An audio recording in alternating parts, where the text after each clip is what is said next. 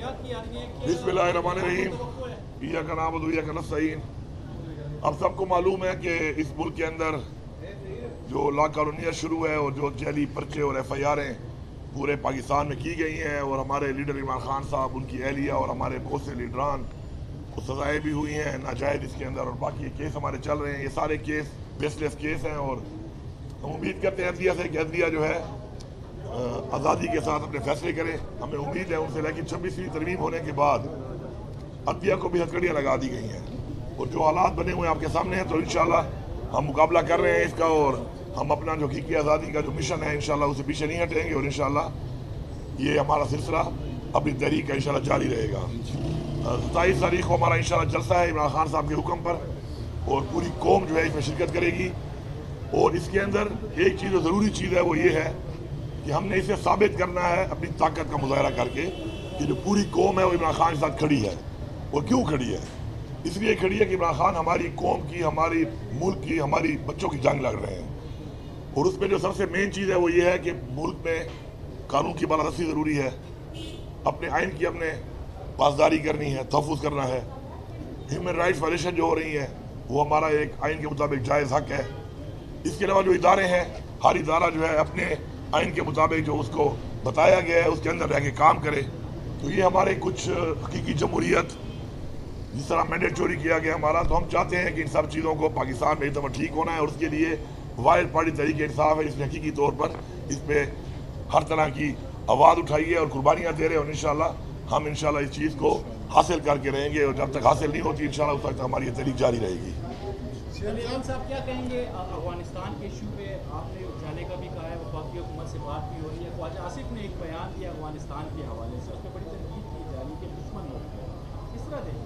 देखिए जी, हमारी हमेशा से पॉलिसी है, इमरान खान साहब की पॉलिसी रही है कि मुज़ाकरात ही हल है। ये इतने ऑपरेशन जो हुए हैं, 80,000 से ज़्यादा लोग हमारे सूबे में जानों की कुर्बानी दी है।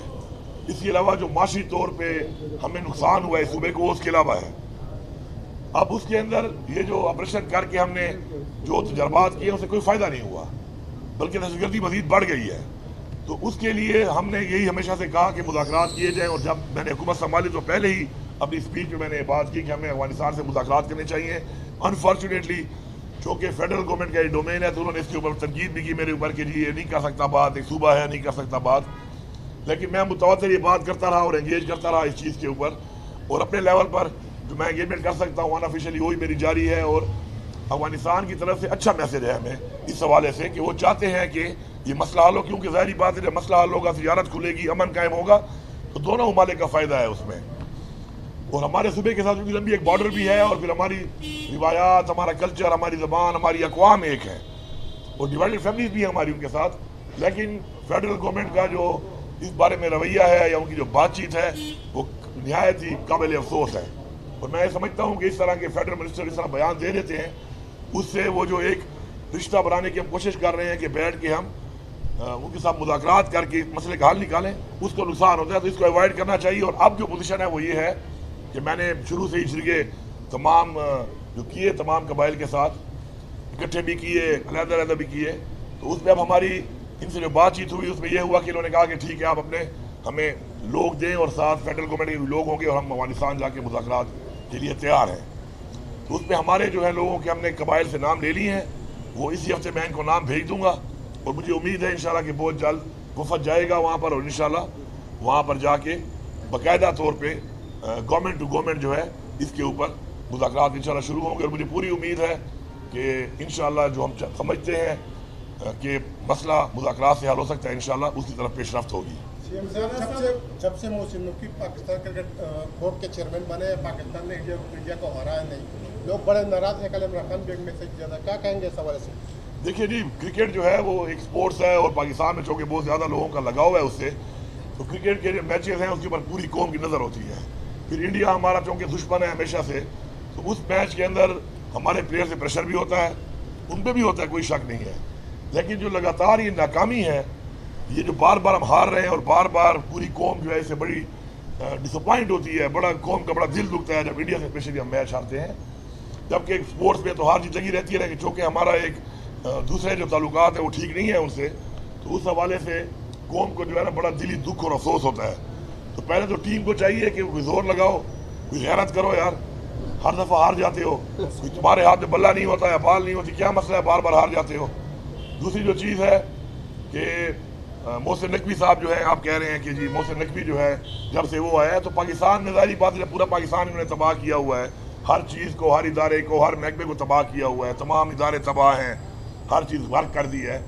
तो फिर वही हाल और असरात क्रिकेट टीम पर भी आए हुए हैं, उसकी तबाही आपके सामने है कि बार बार जो है हार का सामना हो रहा है।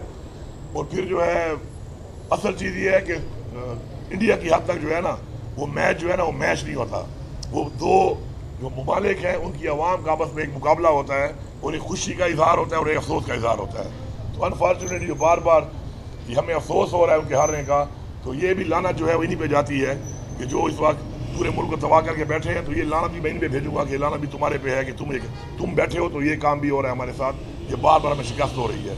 वज़ीर आला साहब ये बताइएगा, तिरा में कल अफसोसनाक वाक़या हुआ है जिसमें 23 लोग मरे हैं, 12 उनमें ख़वातीन थी, बच्चे थे, 6 ख़वातीन थी, 2 साल का बच्चा था। आपने रात को जो है 1 करोड़ रुपए इमदाद का ऐलान भी किया है, लेकिन हम देख रहे हैं कि उनको दहशतगर्द डिक्लेयर किया जा रहा है। तो क्या आप नहीं समझते ऐसा बिल्कुल नहीं है। कोलेटरल डैमेज के लिए कोई कानूनी कार्रवाई होनी चाहिए और इन वाक़यात की रोकथाम के लिए कोई इक़दाम होने चाहिए? देखिए बात सुने, दहशतगर्दी के जो वाक़यात हैं और दहशतगर्दी जो इस सूबे में शुरू हुई है कई दहाइयों से ये हो रहा है और हमारे 80,000 से ज़्यादा लोग इसमें शहीद हो चुके हैं। अब जहाँ तक कार्रवाई की बात है, दहशतगर्द भी कर रहे हैं और दहशतगर्दों के खिलाफ हमारी फोर्सेज भी कर रही हैं, लेकिन इसमें किसी भी तरह से कोलेटरल डैमेज जो आम शहरियों की शहादत है हमें काबिल कबूल नहीं है। हमने हमेशा उस पर आवाज़ उठाई है, हम इसको बुरी तरह से मजम्मत करते हैं, भरपूर तरीके से मजम्मत करते हैं कि नहीं होना चाहिए, लेकिन इस जंग के अंदर ये बार बार हो रहा है।